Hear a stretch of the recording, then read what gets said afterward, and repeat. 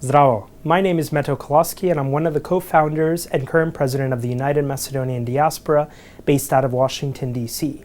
UMD is a leading organization promoting and supporting the interests and needs of Macedonia and the Macedonian communities worldwide, making sure that Macedonians have a voice in Washington and other centers in the world, like Ottawa, Canberra, or Brussels. I just want to tell you a personal story about myself. When I was younger, my father always encouraged us to speak Macedonian at home. We danced Macedonian dances. We listened to him telling us stories about Macedonia's history, and always Alexander the Great and Goce Delchev and all these prominent figures in our history. And how do we live up to what they were doing? Fighting for a free, independent, and sovereign Macedonia, which finally came to reality in '91, and our dream, our forefathers' dream, came true. When I was 16, my father passed away from cancer. He was very active in the Macedonian community, one of the founders of the Macedonian human rights movement of New Jersey, and I wanted to make sure that I continued my father's legacy. I started one of the youth organizations at our church. When I was about 19 or so, moved to Washington, and a bunch of us friends got together at a Starbucks, believe it or not, and saw that there was no voice for Macedonians in Washington. So we decided to form the United Macedonian Diaspora, making sure that Macedonians have a voice in Washington, but not just a voice, not just any voice, but a professional, persistent, patient, and diplomatic voice, making sure that policymakers trusted us to be people that they can turn to seek advice on improving U.S.-Macedonian relations, or Canadian-Macedonian, or Australian-Macedonian, or other relations. So before UMD, I want to highlight that there was no people at the table. There were no Macedonians at the table. Other nations and people dictated the future of Macedonia or U.S.-Macedonia relations. Well, now UMD and the Macedonian people are at the table everywhere, not just in Washington. I just want to highlight some of our programming. First, the name issue. My name is Meto. My homeland is Macedonia.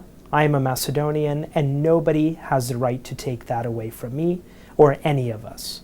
So thus, we have called on the Macedonian government and continue to call on the Macedonian government to withdraw from the negotiations at the UN, because our name is Macedonia, and we're not going to change that. But we do support Macedonia's Euro-Atlantic integration. We want to see Macedonia stronger, and we will do everything possible to help. Even though we are Americans, Canadians, or Australians, but we are the best ambassadors Macedonia could have abroad. So thus we're going to make sure that we continue that. We are very instrumental in Canada, India, and Hungary recognizing Macedonia. We are currently working on getting Australia, France, and Germany to recognize us, and we hope they will make the right decision to recognize Macedonia as Republic of Macedonia. I want to highlight our human rights programs. Many of us have ancestry from Greece or from Albania or from Bulgaria, and when the borders closed in 1913, unfortunately, many of these countries didn't have basic human rights and still do not have basic human rights for our people living in some of these countries. We want to make sure those people who are voiceless in their country have a voice abroad, to make sure that we're educating policymakers on this. I also want to highlight our conference. Every year we have a global conference. This year we had a conference highlighting the 100th anniversary of the Treaty of Bucharest, and we brought 44 scholars from 12 different countries to talk about what has happened to Macedonia and the Macedonian people over the last 100 years, and we hope to publish a journal sometime next spring with compiling all these papers to distribute to libraries and universities worldwide. I also want to highlight our charitable activities. Every year, Macedonian Diaspora gives back to Macedonia, helping Macedonia's local economy by buying products there and donating them to orphanages or senior citizens' homes, or helping out provide free medical services through the Maksudov Memorial Health Clinic that we did this summer in the Strumica region. We also have an Ivar 5K run walk where we're trying to bring together Macedonians and non-Macedonians to do a run walk for 5K, and thus supporting and raising money for Macedonian orphans and helping out the needy in Macedonia. And finally, I want to mention our programs for youth and students.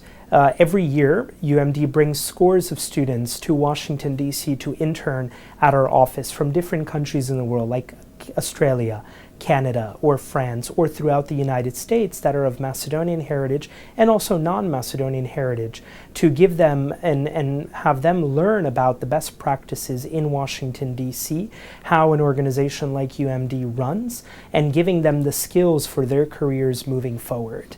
And also I want to highlight our scholarship program. Back in 2010, a very generous grant was given by John Bitoff and the Family Foundation to give about 2 or 3 or 4 even a year scholarships to Macedonian students studying abroad, investing in the future of our youth. Growing up, unfortunately, there was no Macedonian scholarship. I wish I did have the opportunity to apply for a Macedonian scholarship, and now our youth have that opportunity. So these are the reasons why UMD is so important. We want to make sure that UMD grows strong. 2014 marks the 10th anniversary of UMD. I sometimes wonder, where did the 10 years go? But we have a lot more work to do, and we need your support to help UMD ensure that the Macedonian people have a professional, persistent, diplomatic, and patient voice in Washington, D.C. and other centers in the world. There are several ways of getting involved, and we hope that during this holiday season you can be as generous as possible to support our programming and giving us the necessary resources to make an impact globally. You can do so by a one-time donation through our website at umdiaspora.org, or an ongoing monthly donation, which will give us even more resources on an ongoing basis to make that impact globally.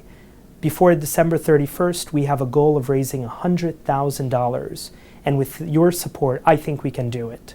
United we can, and united we are going to make a difference for Macedonia and the Macedonian people. Thank you very much for your support.